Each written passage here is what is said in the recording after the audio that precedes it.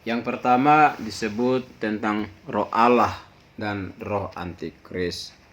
Demikianlah kita mengenal roh Allah. Setiap roh yang mengaku bahwa Yesus Kristus telah datang sebagai manusia berasal dari Allah. Jadi sangat gampang membedakan mana roh Allah, mana roh antikris. Yang percaya bahwa Yesus Kristus adalah Tuhan yang berasal dari Allah, dia adalah Tuhan Juru Selamat, maka di dalam dirinya ada roh Allah. Tetapi ketika menyangkal Yesus Kristus itu sebagai Tuhan dan menolak Yesus sebagai Juru Selamat bagi manusia, maka itu pasti antikris.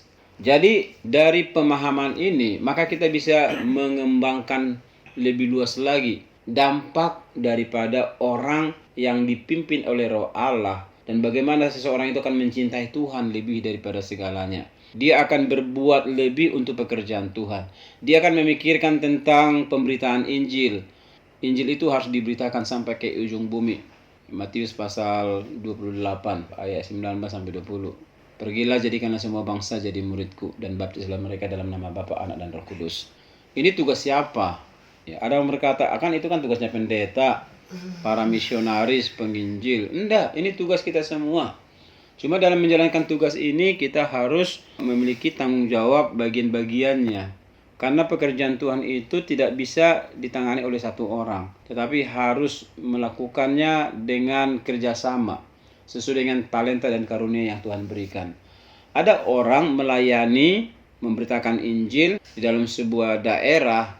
Di situ ada pembicara, pengkhotbah, tetapi juga ada tim musik, ya, ada pemuji penyembah, ada panitia yang memulai dan mengatur pertemuan itu, acara KKR itu. Sehingga ada banyak orang memiliki kontribusi untuk membuat penginjilan itu, sehingga bisa banyak orang mendengar berita Injil dan ketika hatinya terbuka dan menerima Yesus sebagai Tuhan dan Selamat, maka mereka menerima keselamatan itu. Jadi pekerjaan Tuhan penginjilan itu sangat luas. Tidak bisa hanya dengan sendiri. Ya, saya juga butuh tim. Sekarang ini saya gencar-gencarnya memberitakan Injil lewat sosial media. Saya butuh orang editor.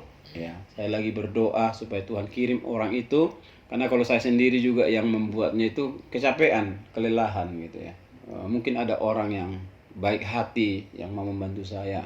Kemampuannya, skillnya itu, keterampilannya itu membuat konten-konten, mulai dari mengedit dan segala macamnya. Dan inilah pekerjaan Tuhan di akhir zaman ini. Karena kedatangan Tuhan sudah sangat dekat. Sehingga semua instrumen-instrumen yang ada, perangkat-perangkat yang ada di dunia ini diperlengkapi Tuhan. Kita lihat kemudahan-kemudahan melalui teknologi digital, internet dan segala macam. Itu kayaknya sangat memudahkan pemberitaan Injil. Banyak melalui telepon, melalui internet, melalui WA, melalui Facebook, melalui banyak sekali dimudahkan Tuhan. Orang dulu kalau rekaman harus masuk ke dapur rekaman, bayarnya mahal gitu ya. Kalau orang bikin musik harus ditangani oleh musik arranger yang memiliki kualifikasi sebagai seorang ahli musik, yang bisa menentukan genre lagu dan ketukan aransemennya seperti apa. Tetapi sekarang ini setelah diperlengkapi dengan kecanggihan teknologi. Dulu kalau orang mengetik itu harus pakai mesin tik. Sekarang mengetik hanya baca aja. Dia baca, direkam dan dirubah bahasa itu menjadi tulisan. Itu gampang. Dulu kalau kita mau menulis teks mati, ya kan, kita harus ketik ulang. Kalau sekarang tinggal difoto, dijadikan hidup. Sekarang semua aplikasi sangat membantu. Dan tinggal kita belajar aplikasi-aplikasi yang sudah ada. Semua. Mau belajar desain, tidak usah harus pergi berguru.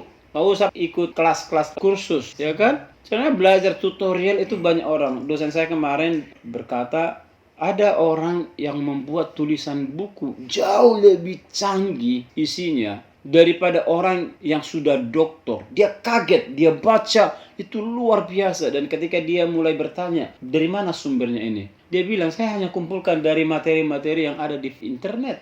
Dan itu luar biasa. Yang dulu orang terkagum-kagum dengan membuat tulisan-tulisan. Tapi sekarang begitu mudah, banyak fasilitas. Tetapi saudara harus tahu bahwa kemudahan-kemudahan itu diberikan Tuhan di akhir zaman. Karena waktunya sudah dekat. Supaya kita sebagai hamba-hamba Tuhan, anak-anak Tuhan bergiat. Selain kita menghidupi diri kita sendiri dalam kehidupan kebutuhan kita, tetapi juga jangan tinggalkan yang namanya pekerjaan Tuhan, pelayanan. Ya, tingkatkan keahlianmu. Kalau engkau fokus dalam musik, tingkatkan musikmu. Ya, tingkatkan kemampuan kamu, penguasaan terhadap lagu-lagu, seni bermusik yang indah, yang enak. Dan itu sangat dibutuhkan di akhir zaman ini, memperlengkapi pemberitaan Injil. Jadi Roh Allah sedang bekerja dengan dahsyat. Gereja-gereja 10 tahun yang lalu Tuhan memperlengkapi dengan apa? Dengan kepenuhan kuasa Roh Kudus.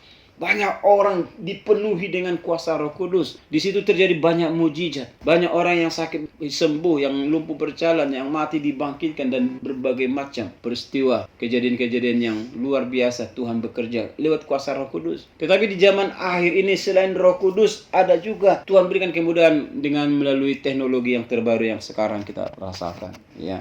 Yang kedua adalah Allah adalah kasih.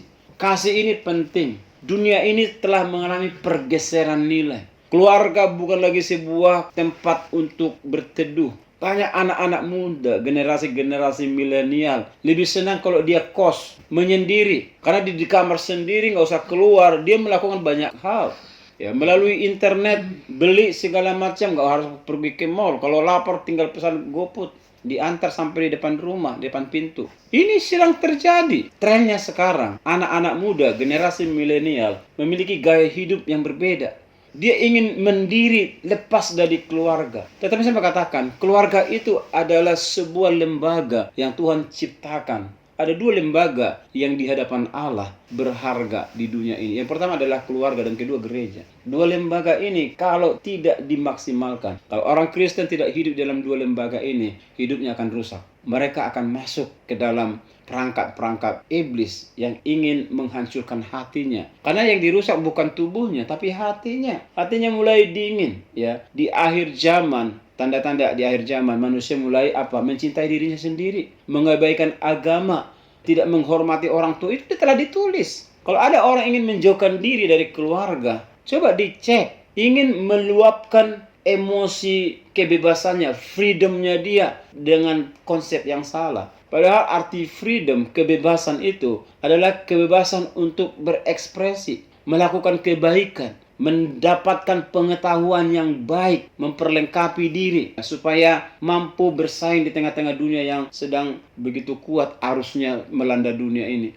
Tetapi esensi di dalam kekristenan adalah jangan sampai meninggalkan keluarga, apalagi gereja. 2 hal ini harus tetap kokoh.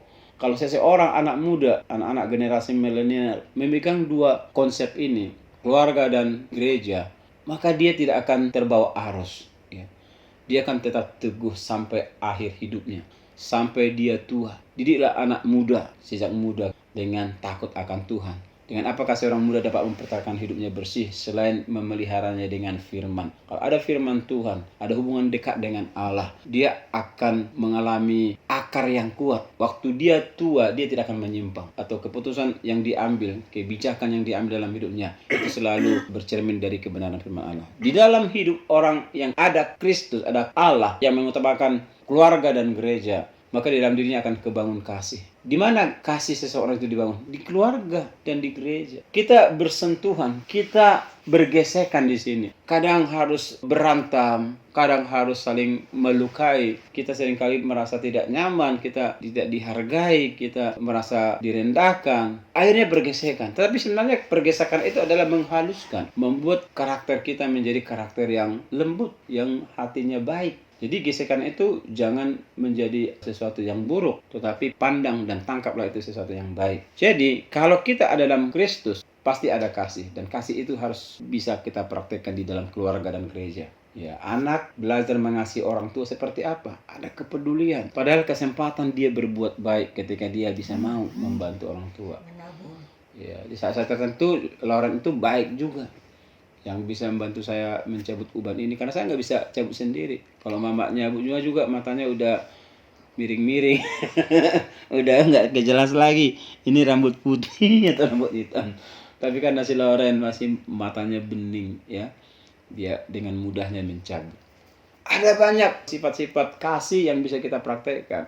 Bantu di rumah itu juga membuktikan kasih. Kasih kepada siapa? Kepada Allah. Jadi nggak mungkin orang mengasihi Allah tapi nggak mengasihi saudaranya, memusuhi saudaranya, itu tidak mungkin. Jadi kalau ada saudara kandung saling berantem, saling memusuhi, tidak kompak, justru itu dipertanyakan kasih apa sebenarnya. Ya, cuma ada dua, iblis dan Tuhan. Tuhan memiliki kasih, tapi iblis mengandung kebencian. Kalau orang benci sama saudaranya, iblislah bapakmu. Kalau dibilang kan bapakmu iblis gitu kan, nggak ada orang mau terima. Kalau bapakmu iblis berarti kamu anak iblis gitu kan. Kalau dibilang itu tersinggung, marah. Tapi kenyataannya seperti itu. Tetapi dalam Kristus, dalam Tuhan, ada kasih yang harus kita bisa tunjukkan.